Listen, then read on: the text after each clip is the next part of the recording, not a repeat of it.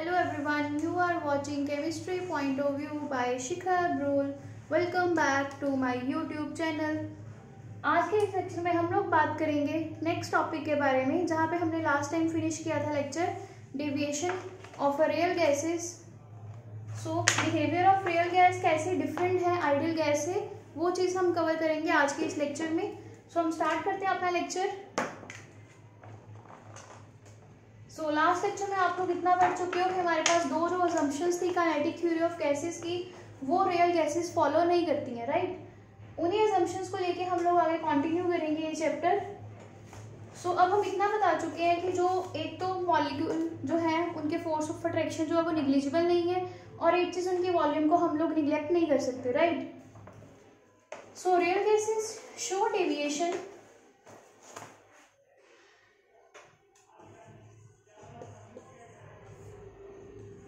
Real gases show deviation from ideal gases because molecules interact with each other.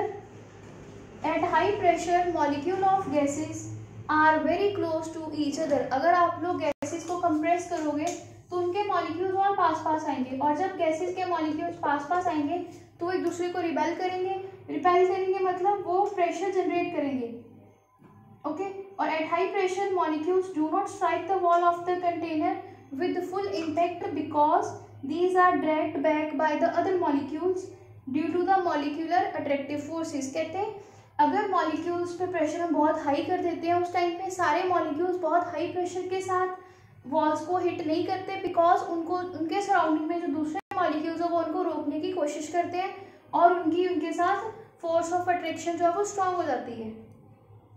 So this affect the pressure exerted by the molecules on the wall of the container. Thus the pressure exerted by the gas is lower than the pressure exerted by the ideal gas.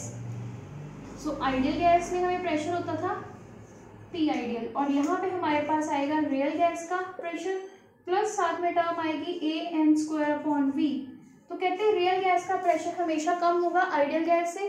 क्यों? क्योंकि ideal gases में कोई force of attraction नहीं है, तो full जितना उनका pressure होता है वो उस पूरे प्रेशर को अच्छे से स्टडी कर सकते हैं. पर जब रियल गैसेस की बात करते हैं उस टाइम पे हमारे पास क्या होता है, मॉलिक्यूल्स आपस में सराउंडिंग होते हैं. फॉर एग्जांपल अगर आपको मैं यहाँ 2 या 3 मॉलिक्यूल्स के साथ स्टडी करवाऊँ तो ये हमारे पास मॉलिक्यूल्स. अब अगर इन मॉलिक्यूल्स को हम कंप्रेस करेंगे और पास पास आएंगे, इनके बीच का गैप कम हो जाएगा, और क्योंकि ये रियल गैसेस हैं तो इनमें क्या होगा, रिपल्शंस होंगी. रिपल्शंस के कारण ये फोर्स जो है एक्सर्ट तो करेंगे, बट क्योंकि इनके रास्ते में और भी मॉलिक्यूल्स हैं तो पूरे फोर्स ऑफ अट्रैक्शन के साथ या फुल प्रेशर के साथ यहाँ पे स्ट्राइक नहीं करते.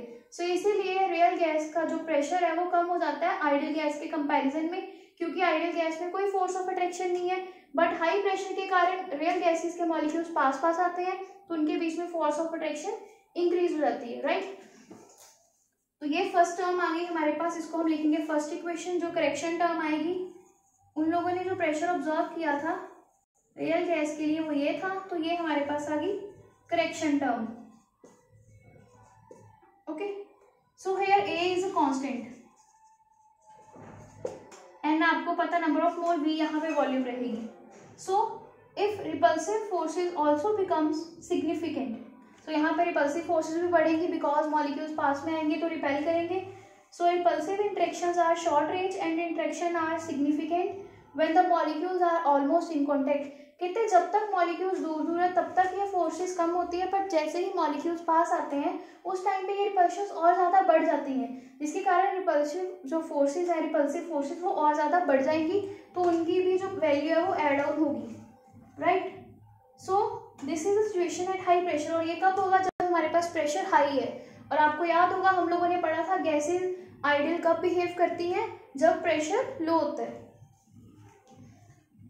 सो the repulsive forces cause the molecules to behave as a small, but एक छोटा छोटा स्फीयर उस फॉर्म में जो रिपल्सिव फोर्सेस उनको बनने की कोशिश करवाती हैं, मॉलिक्यूल्स को काफ़ी कंप्रेस करती हैं कि वो स्फीयर लाइक फॉर्म में एग्जिस्ट करे. And the volume occupied by the molecule also becomes significant because instead of moving in volume V, these are now restricted to volume V minus NV.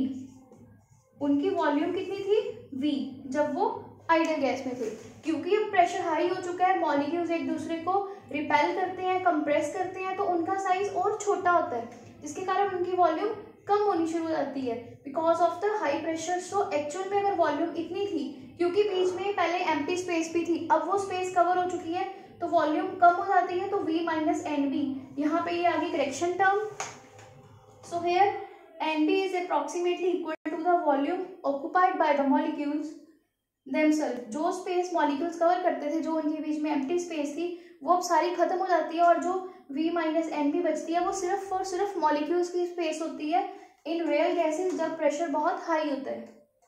So here B is a constant, क्योंकि n तो फिर number of mole ही रहेंगे, right. सो इन दोनों चीजों को अब जब हम कंबाइन करेंगे तो हमारे पास दो टर्म आई, एक प्रेशर टर्म आई और एक हमारे पास आई वॉल्यूम टर्म, और इनको कंबाइन करके हमारे पास जो इक्वेशन बनती है that will be P plus a n square upon b square, then V minus n b which is equals to nRT, right? This will be the equation. यहाँ पे जो इक्वेशन है, इस इक्वेशन को हम लोग बोलते हैं वंडर वॉल इक्वेशन, जो किसके लिए होती है? For real gases.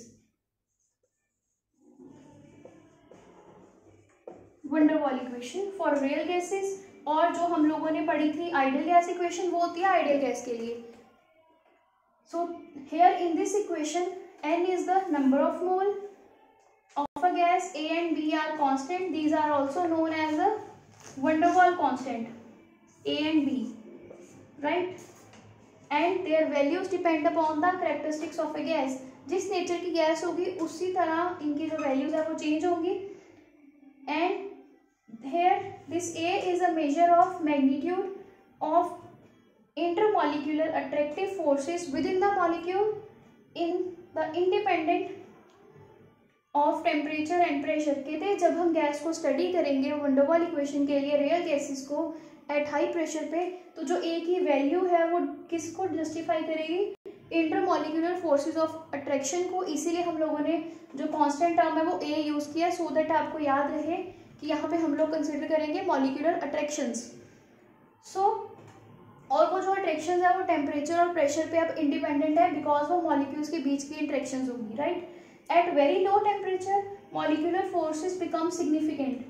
As the molecule travel with the very low average speed, they can capture by one another due to attractive force. अगर वो बहुत slow move करेंगे तो एक दूसरे के साथ वो collide करेंगे, and therefore real gases show ideal gas behavior when the condition of temperature and pressure are such that the intermolecular forces are negligible. कहते हैं गैसेस तभी आइडियल बिहेव करेंगे जब उनकी इंटरमॉलिक्यूलर फोर्सेस वो निग्लिजिबल हो, और वो तभी होंगी जब हम लोग कंडीशंस फॉलो करेंगे जो आइडियल गैस की थी, that is your low pressure and high temperature. So at that time जो करेक्शन टर्म होगी वो जीरो बन जाएंगी, तो जो रियल गैस है वो आइडियल बिहेव करेगी। So the deviation of ideal gas behaviour can be measured by the compressibility factor, जो हम लोगों ने लास्ट लेक्चर में पढ़ा था, Z is equals to PV upon nRT, right. तो ये थी वंडर वाल इक्वेशन। ये टर्म आई correction term for pressure, correction term for volume. तो अगर आपको वंडर वाल इक्वेशन पूछा जाए फॉर रियल गैसेस तो आपको ये लिखनी है, और अगर आइडियल गैस इक्वेशन पूछी जाएगी तो वो रहेगी PV equals to nRT, right. अब आप लोगों को दोनों चीजें आती हैं, आइडियल गैस इक्वेशन भी पता है, वंडर वाल इक्वेशन भी पता है, और कंप्रेसिबिलिटी फैक्टर के बारे में आपको पता है। अब हमारा नेक्स्ट टॉपिक रहेगा बॉयल्स टेम्परेचर और बॉयल पॉइंट। इसकी डेफिनेशन लिख लो। The behaviour of gases becomes more ideal, the behaviour of gases becomes more ideal when pressure is very लो।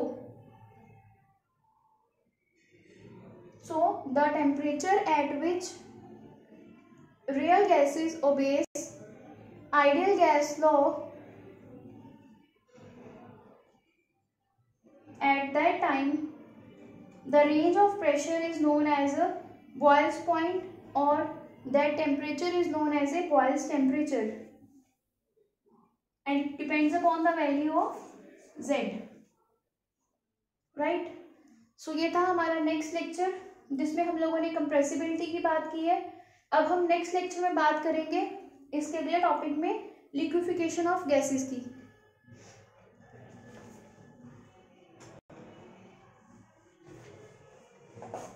जो लिक्विफिकेशन ऑफ गैसेस है वो हम अगले लेक्चर में बात करेंगे। इस लेक्चर में अब आपको क्वेश्चंस दिख रहे होंगे स्क्रीन के ऊपर, आप लोगों ने अब वो क्वेश्चन सॉल्व करने हैं। और आपको मैं लिक्विफिकेशन ऑफ गैसेस के बारे में थोड़ा सा ओवरव्यू दे देती हूँ। लिक्विफिकेशन ऑफ गैसेस होती क्या है बेसिकली। लिक्विफिकेशन ऑफ गैसेस का मतलब क्या है, गैसेस को लिक्विफाई करना। गैसेस को हम लोग लिक्विफाई तब कर सकते हैं, ये चीज़ आप लोगों ने 9th क्लास में पढ़ी होगी कि अगर हमारे पास कंटेनर्स हैं और इनके बीच में गैसेस हैं, राइट। यहाँ पे हमारे पास पिस्टन है, अगर हमारे पास मॉलिक्यूल्स इतनी दूर दूर हैं तो ये गैस फॉर्म है। जब हम इस पिस्टन के ऊपर प्रेशर अप्लाई करते हैं तो हमारे पास ये पिस्टन अंदर को मूव करेगी, मॉलिक्यूल्स पास पास आएंगे। फर्दर एक और कुछ लिमिट के बाद जब हम और कंप्रेस करेंगे तो मॉलिक्यूल्स बिल्कुल पास पास आ जाएंगे। उस टाइम पे जो गैस है वो अब बन जाएगी लिक्विड।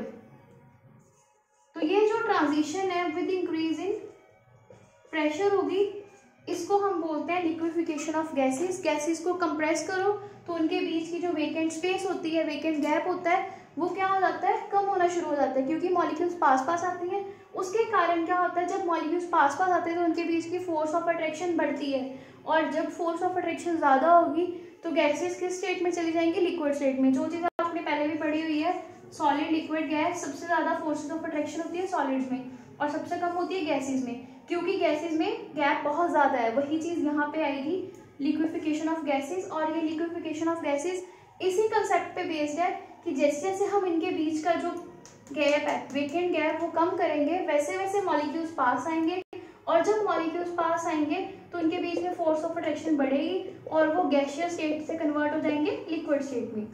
सो आई होप आपको लिक्विफिकेशन ऑफ गैसेस थोड़ा बहुत याद आ रहा है। नेक्स्ट लेक्चर में हम लोग इसका एक्सपेरिमेंट करेंगे, और अभी के लेक्चर में बस इतना ही। So thank you for watching and share my channel with your friends. I will see you in the next lecture. Till then, keep learning. Bye bye.